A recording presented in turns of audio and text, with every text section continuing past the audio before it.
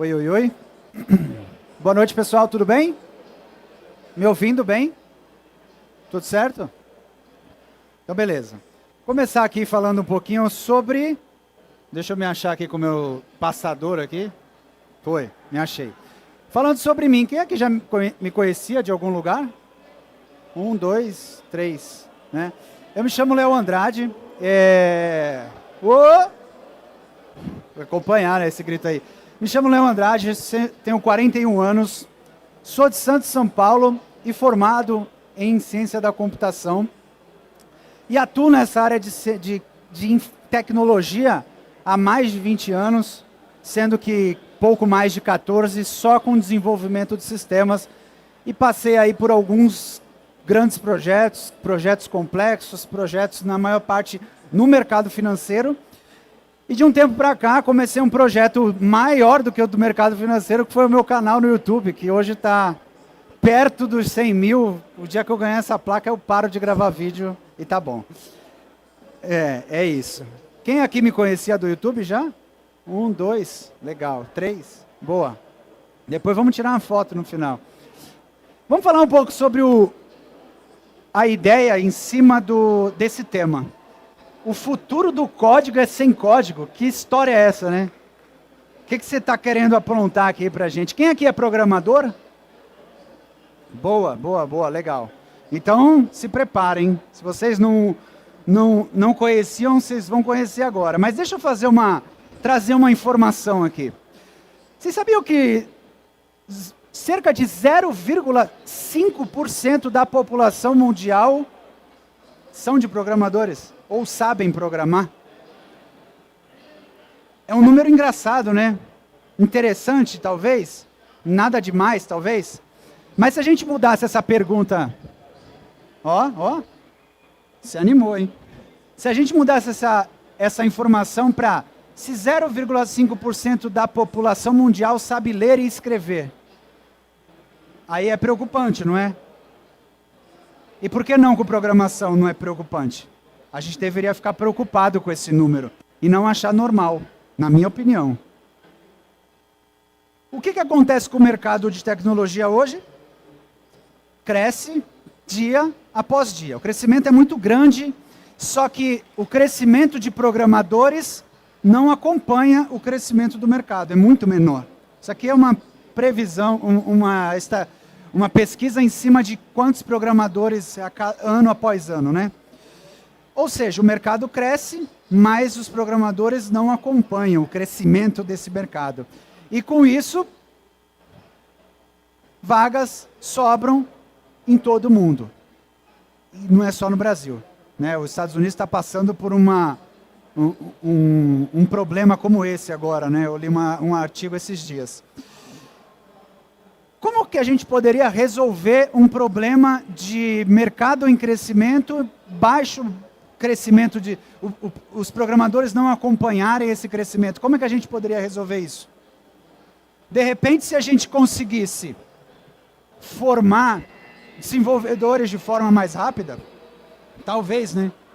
Criar um curso milagroso, vire programador em apenas uma semana, 4 aulas gratuitas, sem custo. Quem já ouviu falar nisso? Não é assim, né, pessoal? Não é assim. Não é tão simples formar um programador, não é tão rápido. Não é como a gente gostaria, né? A gente tem que estar ali estudando pra caramba para poder chegar no nível que o mercado precisa. Não é simplesmente no que a gente quer. Então a solução para esse tipo de problema não está numa forma de formar mais rápido, mas sim em tecnologias que permitam com que os programadores desenvolvam mais acelerado, entreguem software de forma mais acelerada. Então, está aí o grande lance. E essas tecnologias já existem e estão bombando no mercado. Quem já ouviu falar em low code, no code, levanta a mão. Muito bom, legal, gostei. Isso é bom, isso é bom. E quem aqui é contra low code, no code? Nem vou olhar, vai. Levanta a mão. Quem não sabe o que é low code, no code? Boa. Então é o momento de eu falar um pouquinho aqui, colocar todo mundo na mesma página, tá? Falando de definição, segundo Gartner, plataformas low-code, né, tecnologias low-code, são plataformas para desenvolvimento de aplicativos, para gerenciar os aplicativos. Então eu desenvolvo, gerencio, faço tudo ali dentro de forma mais rápida, usando abstração em programação. Basicamente é isso que o Gartner fala, né? Usando ali como linguagem de programação orientada a modelos e baseado em metadados. Já o no-code, eu peguei uma fonte mais confiável. Eu peguei o Wikipedia aqui, ó. E ele fala, plataformas de desenvolvimento no-code são plataformas que permitem que programadores e pessoas sem conhecimento em programação possa desenvolver através de interfaces gráficas, alguma coisa nesse sentido. Mas eu gosto de explicar da minha maneira, tá? Eu gosto de explicar de uma forma que eu ponho aqui, ó, 3 colunas, sendo que a coluna de lá é o código. Ou seja, quando tudo começou, no princípio, né, começa lá em Gênesis, no princípio, tudo tinha que ser escrito. Então, o que a gente tinha que fazer para o computador entender? Tinha que falar para ele, olha, faz isso, faz aquilo, mostra uma informação no pixel, no eixo X, Y, mostra essa informação nesse lugar. E era mais ou menos assim, a gente tinha que escrever exatamente tudo. Só que ao longo do tempo, o que foi percebendo? Caramba, quanta coisa repetida eu preciso escrever para criar um software? E aí eles foram criando coisas que abstraíam. E aí foram surgindo novas linguagens, bibliotecas, frameworks que enxugavam o código. E ao longo do tempo eles foram percebendo que muitas partes do software que são desenvolvidos, muitas coisas se repetem. Então tem muito aquele lance do CRUD, tem muita tela de lista, tem muita tela de login, tem muita coisa igual. Por que não transformar isso em coisas que possam ser reutilizáveis? E por que não deixar que a gente possa usar esses elementos de forma visual? Eu posso ver ao mesmo tempo que eu crio. E aí, foi nesse momento que eles pensaram, puxa, vamos criar uma espécie de Lego, onde a gente tem várias peças, cada peça serve para alguma coisa, uma peça para fazer a parte de autenticação, outra para fazer autorização, outra para fazer lista, outra e assim por diante. Vou criando ali o meu sistema através de Lego. Então, se a gente fosse fazer uma analogia do Lego, realmente, é como se a gente estivesse ali construindo um castelo, estou construindo, fiz lá a primeira torre e tal, chegou no final do castelo, precisa da bandeira do castelo, do Rá-Tim-Bum, que era dessa época aqui, Castelo Rá-Tim-Bum. Precisa da bandeira lá em cima, né? Só que eu não tenho uma peça pronta para a bandeira. Como é que eu faço? O meu software não entrega? É nesse momento que você cria a tua própria peça com programação. Por isso que é low code, pouco código, mas não é sem código.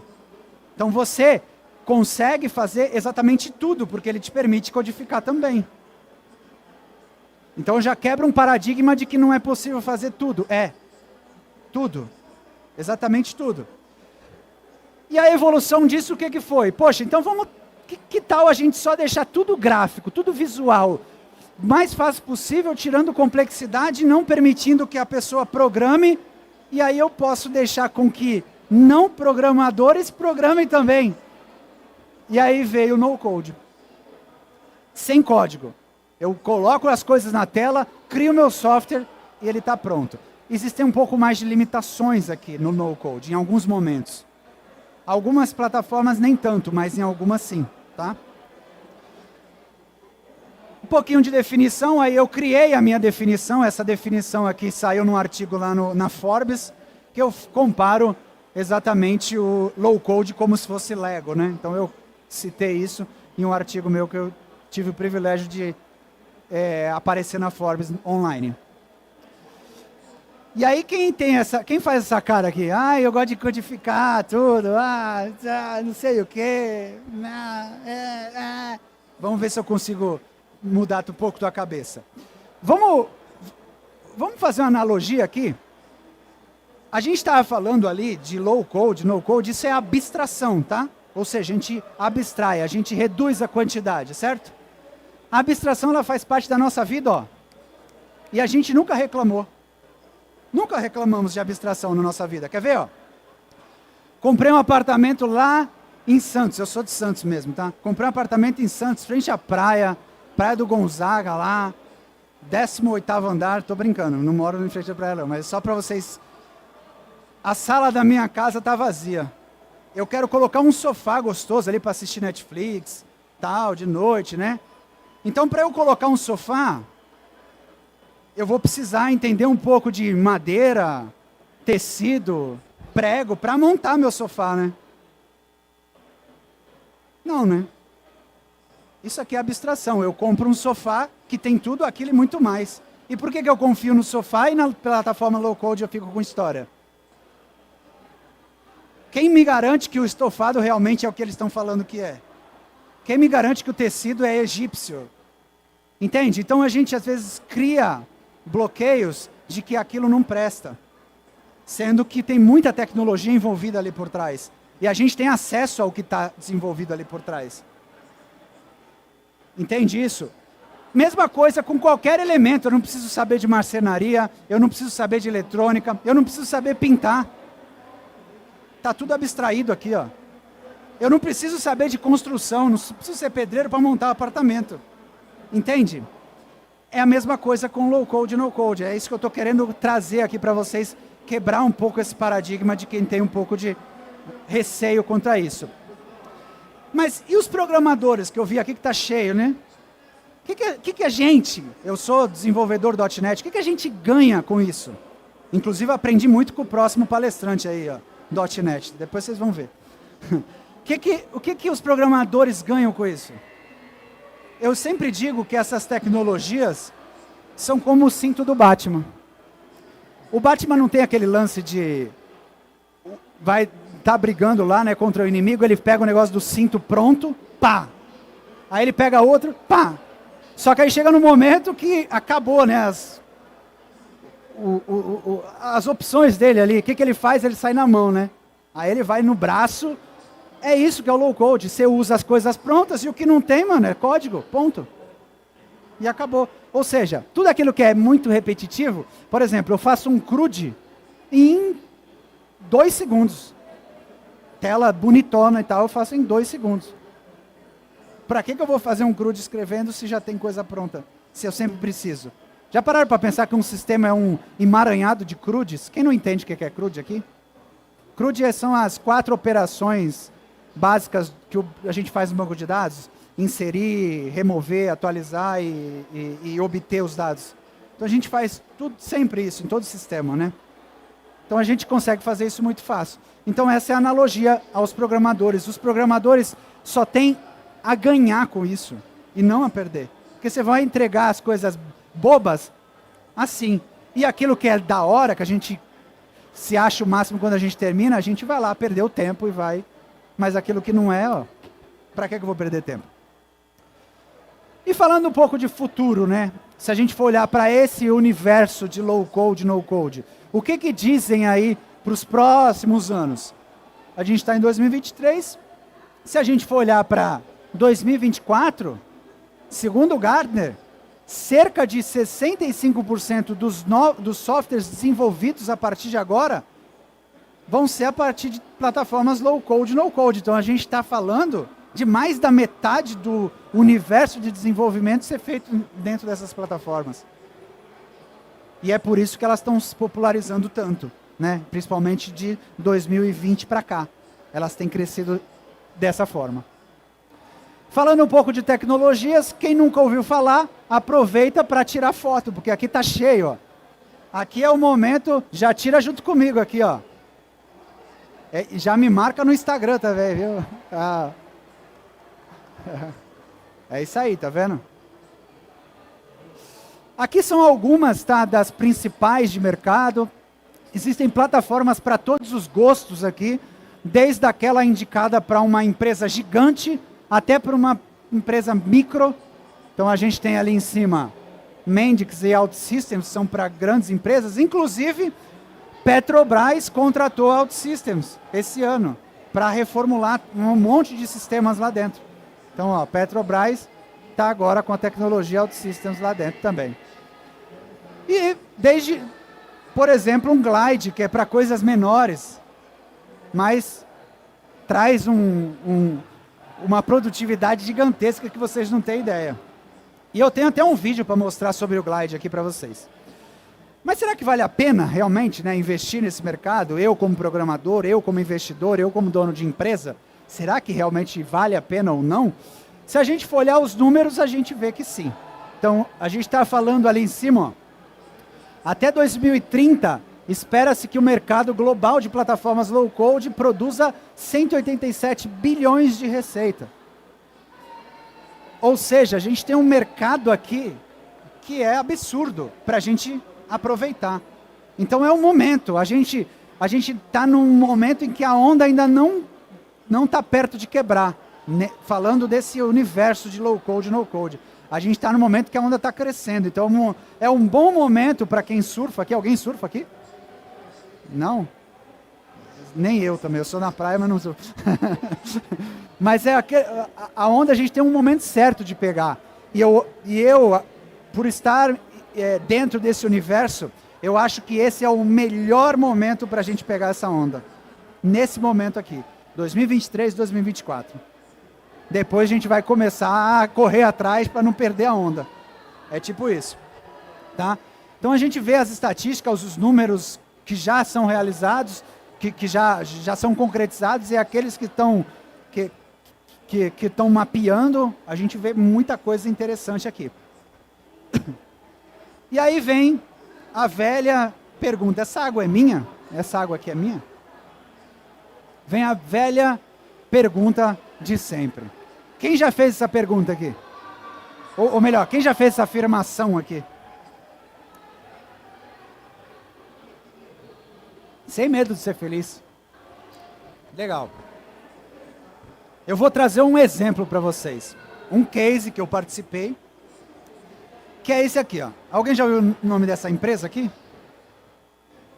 Credit System é uma fintech, tá? Eu não me lembro de que estado que é. E ela tinha lá um aplicativo de cartão e conta digital. Não, cartão de crédito, conta digital, um aplicativo. Qual que era a dificuldade dela? Era feito com código nativo, então era Android e iOS, beleza?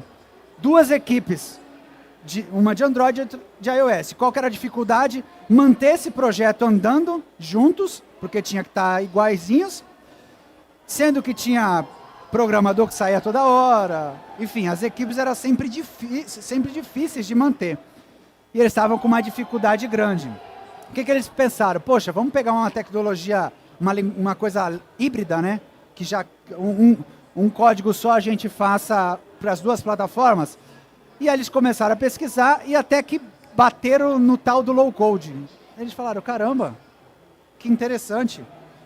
Porque o low-code também é híbrido, né? Você desenvolve uma vez, só que você desenvolve mais rápido, de forma visual. E aí eles resolveram adotar o low-code para refazer o app Cartão Mais e Conta Digital. Se vocês procurarem nas lojas, vocês vão encontrar esses nomes aí, tá? E aí o que aconteceu? 3 meses de desenvolvimento, os dois aplicativos estavam na loja, novo, em produção. Primeiro o start da aplicação, 1,5 milhões de usuários utilizando o aplicativo. Na virada do ano passado, 4,5 milhões de usuários. É só para coisa simples, tá? Não dá para muito usuário assim. Só uns 10 usuários só, não dá para 4 milhões. Ou seja, gente, a gente constrói qualquer tipo de coisa. Exatamente. Tá? Eu conheci o low-code em 2016 em um projeto na Vale, que roda até hoje. Um marketplace lá deles. Então, para vocês terem ideia, é gigantesco o marketplace lá. A Petrobras está contratando, não é à toa, né? Ela não contrata porque eu quero, porque é legalzinho, está na moda. Não. Tem muita pesquisa e muitos detalhes ali, muitas entrelinhas para eles poderem assinar um contrato, né? Então a gente vê aqui em um case que eu trouxe, que eu participei e vi de perto, né? Essa daqui utilizou a plataforma Mendix da Siemens, nesse caso aqui. tá? Mas quando a gente fala de coisa simples, aí é mó gostoso, velho. Você tem uma ideia? Quem aqui empreende ou tem vontade de empreender? Se você tem uma ideia, cara, essa aqui é o teu universo. Vai, simplesmente. Tu vai tirar a tua ideia do papel rapidinho. Se tem uma ideia simples, dá para fazer em tempo recorde. Eu tenho um exemplo aqui, ó. É o seguinte, ó. Vou colocar rolando aqui.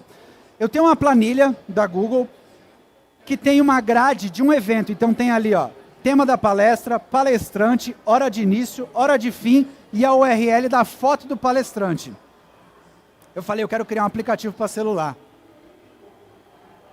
Aí eu pesquisei uma plataforma, cheguei no Glide, aquele lá que eu falei que é o mais simplesinho, e falei, vou criar o meu app.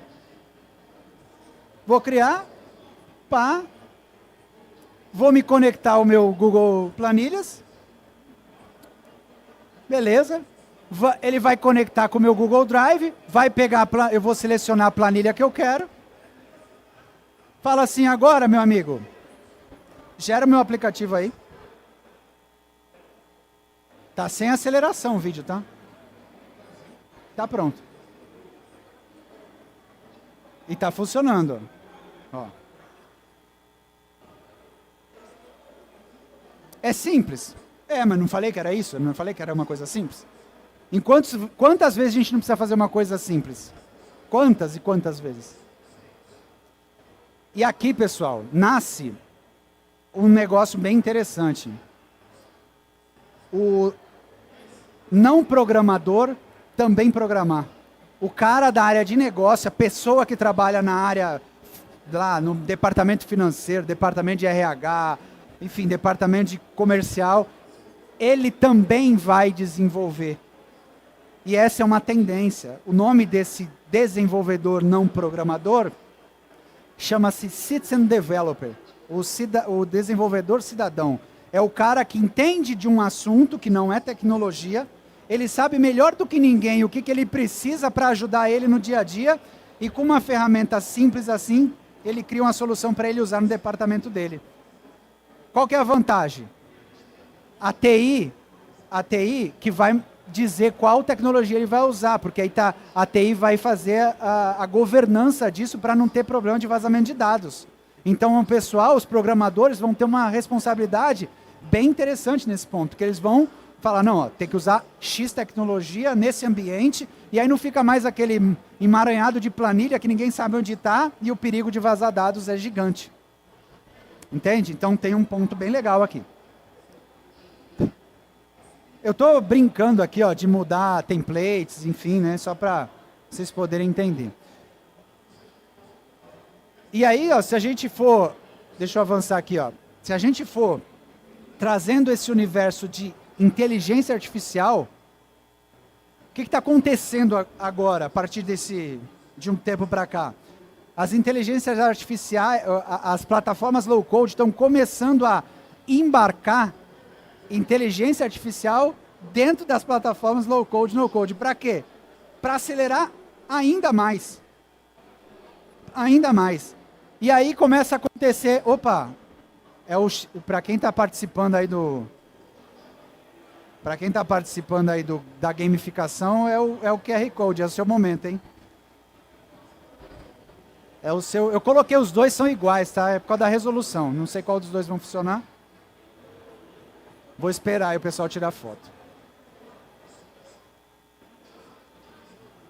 Tá funcionando? Não?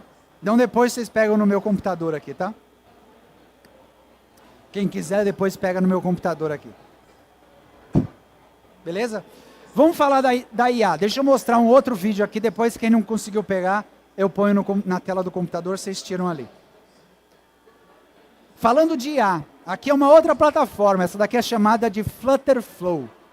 Por trás tem Flutter, ok? Framework bacana aí, né? Ela está embarcando inteligência artificial, é bem recente isso. Liberou esses dias, inclusive. Quando eu testei, estava na versão beta, só eu tinha acesso ainda. Que eu sou um dos embaixadores dessa tecnologia no Brasil. eu estou falando para ela, ó, cria uma tela, papapá, com imagem, título, descrição, botão de curtir em cada postagem e tal, e pedir para ela gerar uma tela. No caso aqui, ela só está criando o template, né? Ela não está criando o software, mas ela vai me adiantar, ó, o template, e eu tenho ainda a possibilidade de customizar alguma coisa desse template. Ó. Ou seja, ainda é muito recente, é muito novo, mas a gente já consegue perceber o poder que é a inteligência artificial dentro de uma tecnologia que já acelera o processo de desenvolvimento. A gente passa a ter muitas possibilidades aqui. Inclusive, a Flutterflow aqui nesse vídeo não tem, tá? A Flutterflow tem um lugar para você criar ações através de código, né? Ações customizadas através de codificação mesmo, né? Dart, né? Lá também tem uma inteligência artificial. Então, tu fala assim, preciso de uma ação para calcular o pi, sei lá. Ele vai lá e cria o código já dentro do bloquinho lá e tu só testa. Ó. Acho que eu mostrei aqui, ó lá. Não é verdade, ó. Achei que eu não tinha mostrado. Eu falei ali, ó, cria uma ação para calcular o pi. Ó, eu tava, adivinhou, a inteligência artificial fez o vídeo para mim. Olha lá. E aí, ele gera o código. Foi uma coisa simples, mas nem sei se está funcionando, né? Só usei aqui para vocês poderem ter uma noção. Beleza? Legal isso, né? Interessante. Eu quero deixar um momentinho para perguntas aqui. Bora lá. Vai lá no microfone do Silvio Santos ali, vai. Agora é Patrícia Bravanel, vai. Parece aqui. Oi. Opa. Eu tenho duas indagações para vocês. É. No início, tu disse que tem muito poucos programadores formados. Isso pode ser um espelho do futuro do low code? E se tem muitos programadores formados, porque ainda tem muitos procurando emprego e é muito difícil conseguir, pelo menos uma oportunidade de entrevista. Perfeito. Eu gosto desse tipo de coisa. O que acontece? Por que tem muita vaga e muita gente não consegue a primeira oportunidade? Porque as empresas elas precisam de um profissional num ponto de experiência muito grande. Então o novato não serve, não vai resolver para ela esse tipo de profissional. E é por isso que o começo é muito mais difícil. Agora, se você é um profissional que já tem uma certa experiência, você não fica parado por, sei lá, um mês.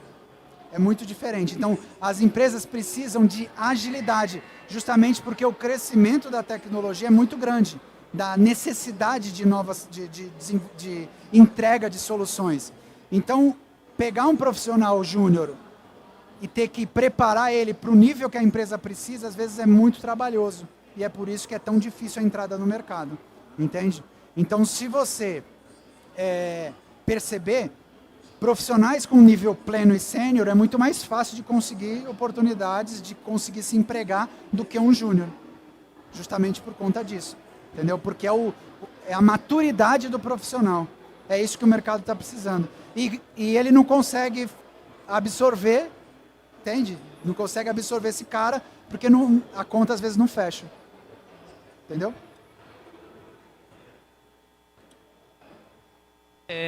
Pensando nessa plataforma como sendo utilizada por uma instituição de ensino, qual que seria a plataforma mais adequada em questão de custo-benefício? Porque eu imagino que para você desenvolver um projeto bacana tenha que pagar, né?